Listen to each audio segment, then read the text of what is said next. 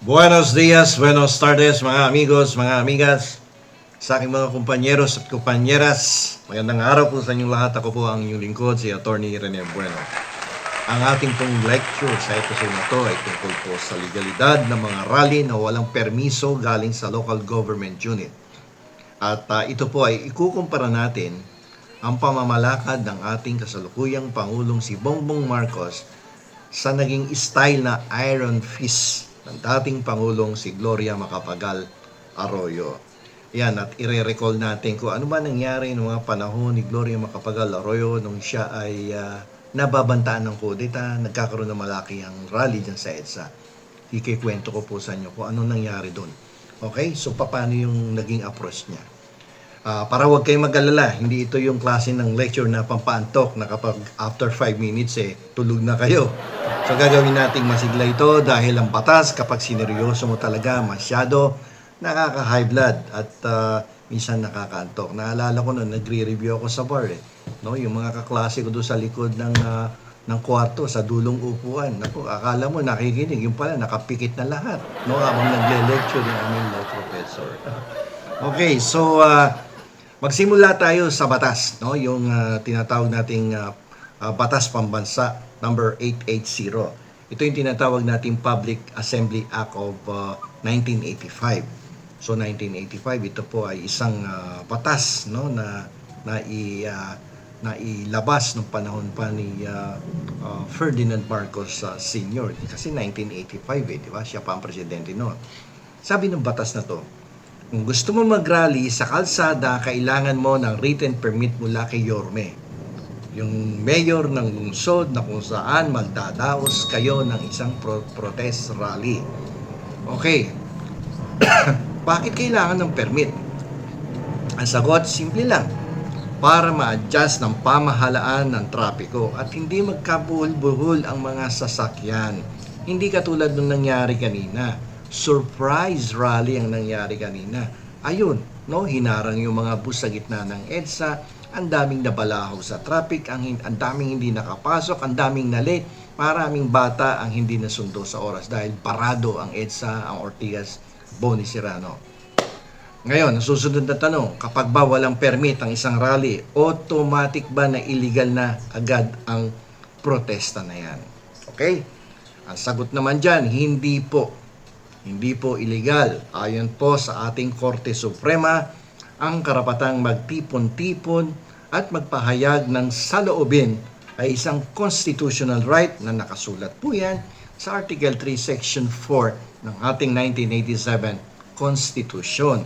Kasi mas mataas po ang saligang batas, no, kaysa sa ordinansa ng isang lungsod. Dahil ang ating saligang batas is the fundamental law of the land, it is the supreme law of the land. So, kahit may ordinansa, pero if that is contrary to the provisions of the 1987 Constitution, the provisions of the 1987 Constitution will be the one na magpiprevail lagi. Okay?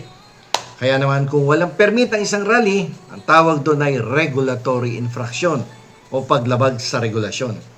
Hindi ibig sabihin niyan ay pwede na kayong pagbabarilin ng water cannon o ituring na kayong mga kriminal. Puwera na lamang kung sinasaktan niyo yung mga pulis, no, yung mga otoridad na nandoon, no, hinampas mo, katulad ng mangyayari sa iba, na habang inaharang sila ng pulis para umusad doon sa pupuntahan, hinahampas niyo yung pulis, ay ibang usapan yan. Hindi na constitutional rights yan, no? So, dito pumapasok yung konsepto ng maximum tolerance.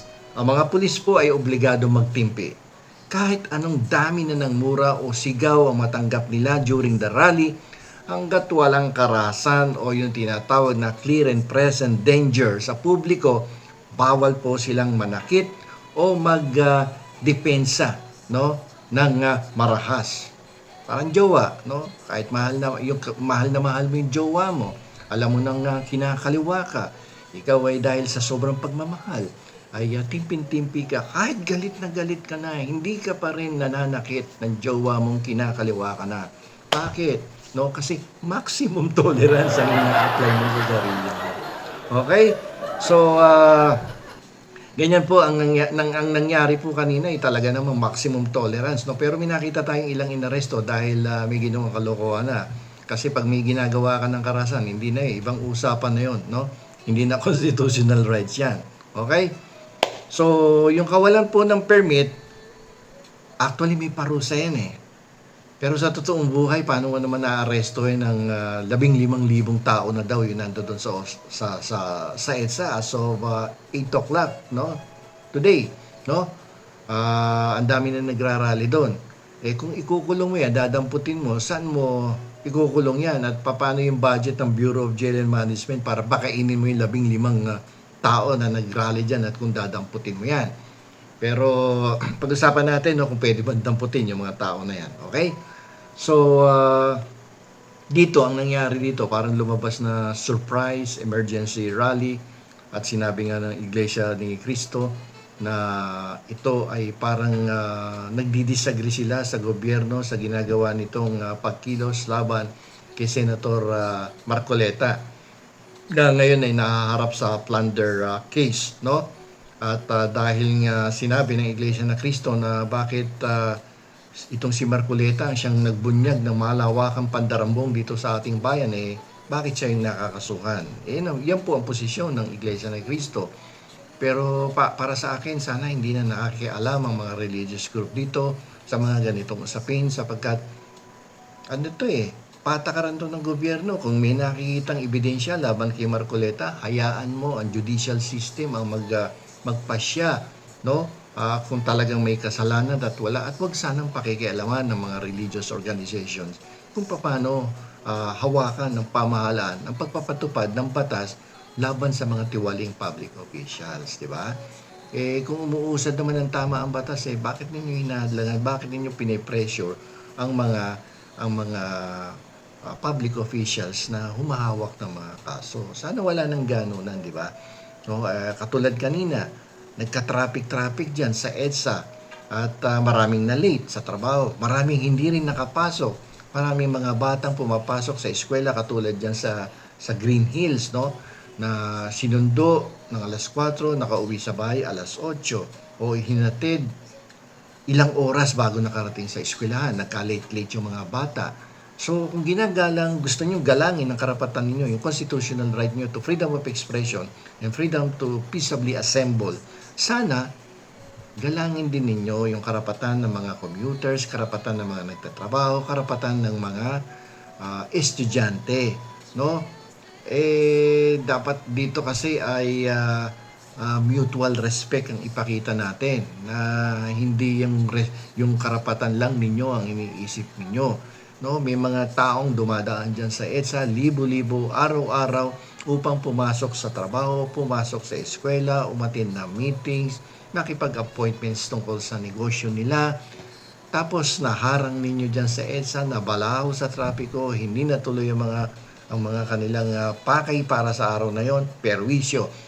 Kung tutusin, daang-daang milyong piso ang nawala sa araw na to dahil sa nangyaring aberya dyan sa EDSA. Hindi naman sa binabawalan kayong mag-rally dyan, mas maraming lugar na mas maluwag, no? Yung mga Freedom Park na sinasabi na pwede ninyong pagdausan ng protesta na hindi kayo makakaabala sa taong bayan na tahimik, na naghahanap buhay, nagnenegosyo, at yung mga kabataan na nag-aaral na gustong matuto pero hindi nakapasok sa tamang oras dahil dyan sa kaguluhan sa EDSA na hinarangan ninyo yung gitna ng EDSA upang hindi makapasok ang ilang mga motorista.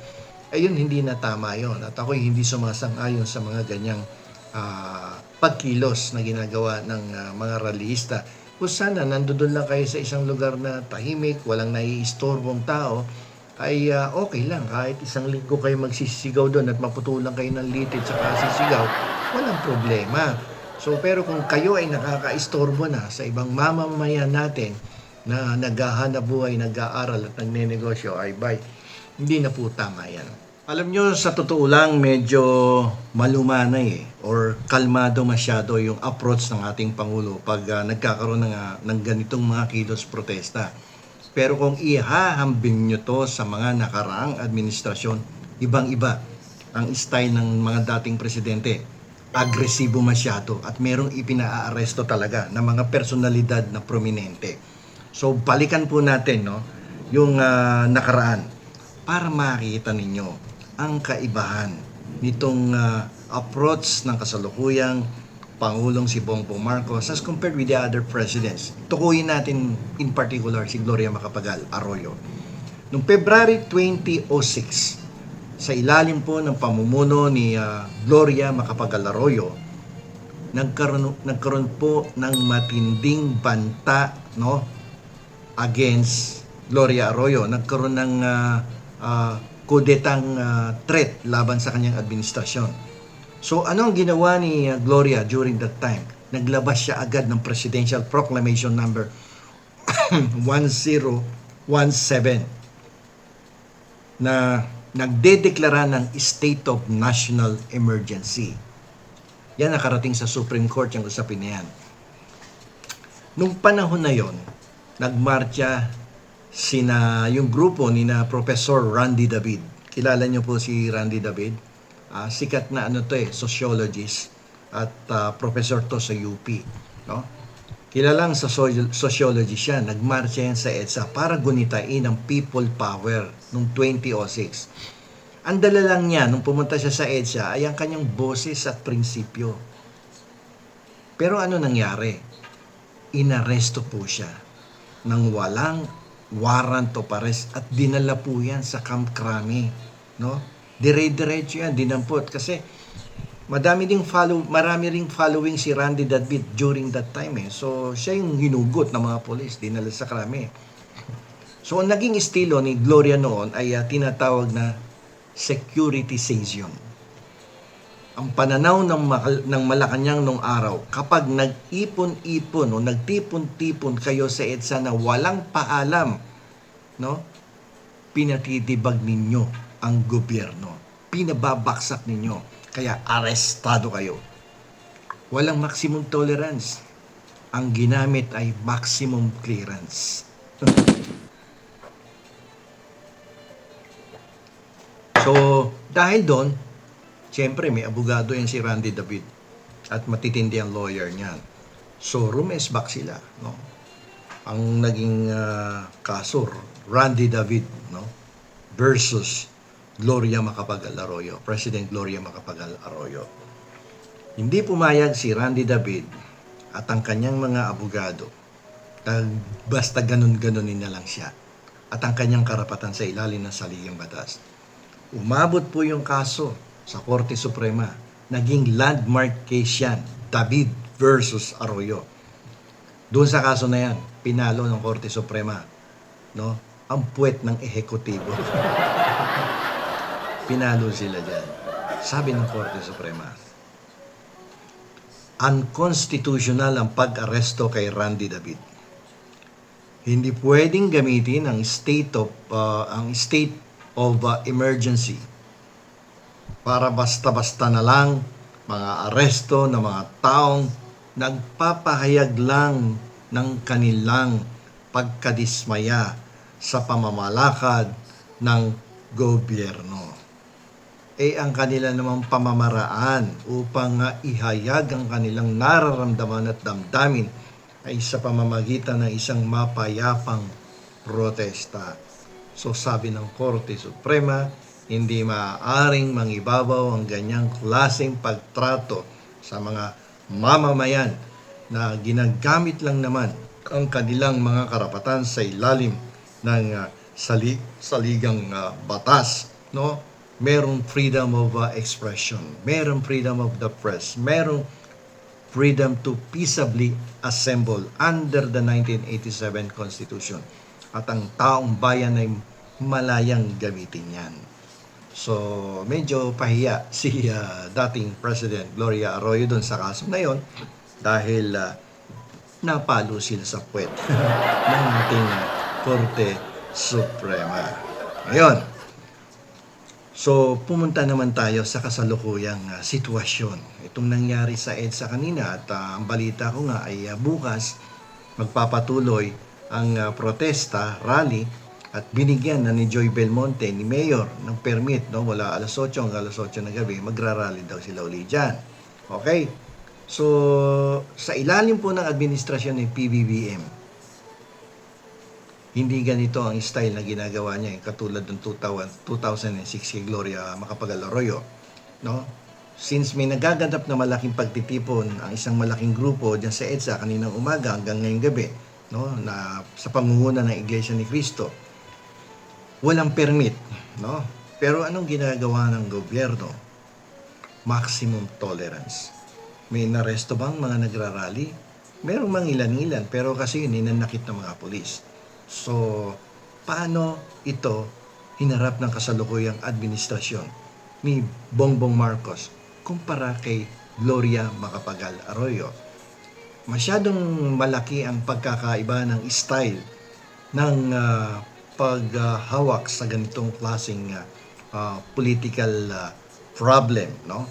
So, dito, imbis na yung mga nagrarally ay aresto yan, dito hinarap ng pamahalaan kung paano may iwasan yung problema sa trapiko. Kung si Gloria Macapagal Arroyo ay naglabas ng deklarasyon ng emergency, ang diskarte naman ngayon ay mas bureaucratic, no? Si BBM ay masyadong mahinahon. Sa halip na magpadala ng mga sundalo na may tangke, mga bomberong iwawater cannon ng mga nagrarally, ang unang ipinadala ay mga tauhan ng MMDA na may dalang traffic cones at counterflow signs. Diba? Ang laki ng kaibahan, okay? Itinuturing, no, ng kasalukuyang pamunuan ang rally hindi bilang banta sa seguridad ng bansa, kundi bilang isang higanteng problema sa trapiko. Ganyan ang tingin ng kasalukuyang administrasyon, no? Kaya ang style of yung approach niya ay malayong-malayo doon sa style ng dating Pangulong si Gloria Macapagal Arroyo, na ang approach niya, pinaaresto yung mga prominenteng personalidad agad-agad at dinala sa krame, kinulong. Okay?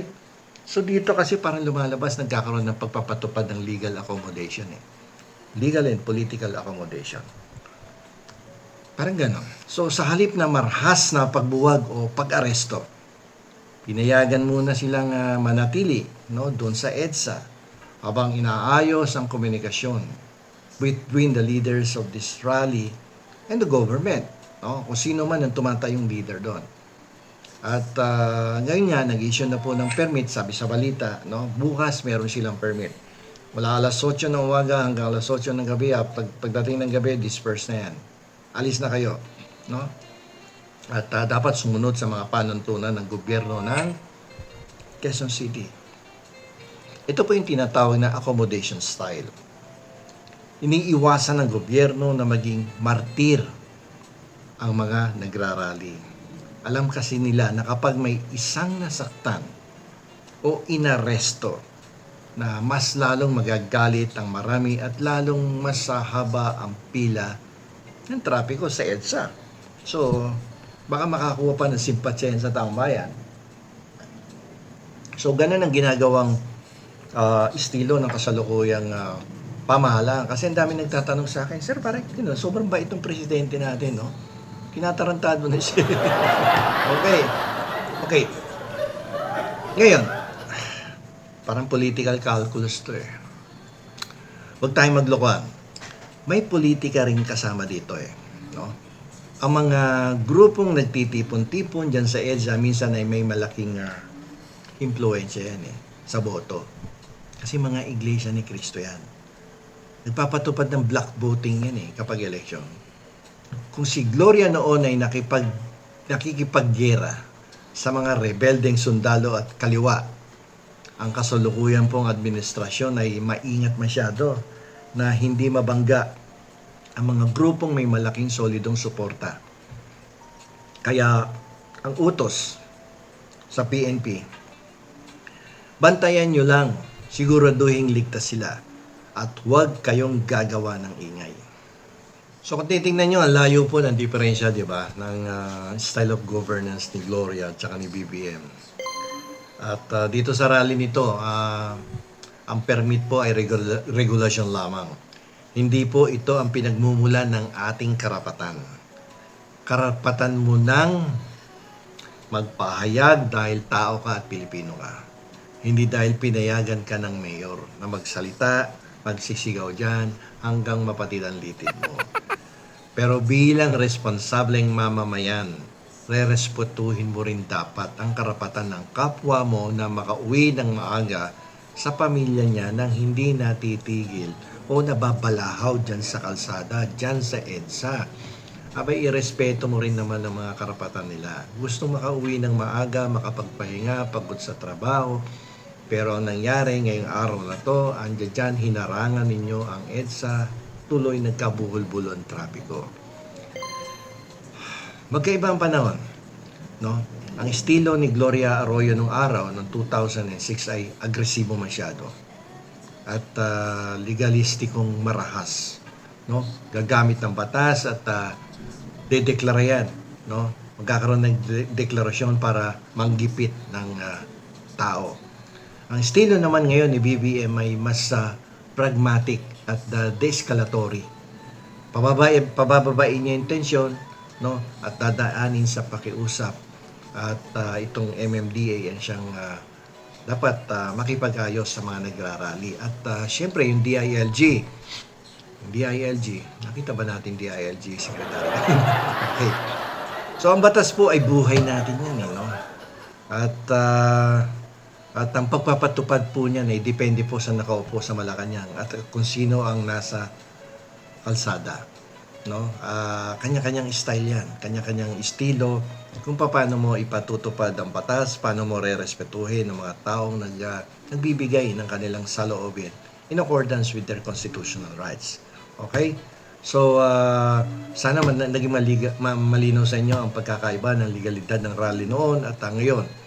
So, kung may tanong po kayo, pakisulat na lang dyan sa baba, no? May comment section tayo dyan.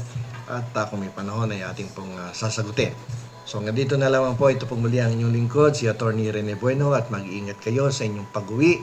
Huwag kayong dumaan sa EDSA dahil sigurado mababalaho kayo dyan ngayong gabi at bukas magpapatuloy ang rally nila dyan. So, iwas-iwasan na po ninyo na dumaan dyan sa EDSA. Lalong-lalo na doon sa area ng EDSA People Power Monument. Maraming pong salamat sa inyong lahat.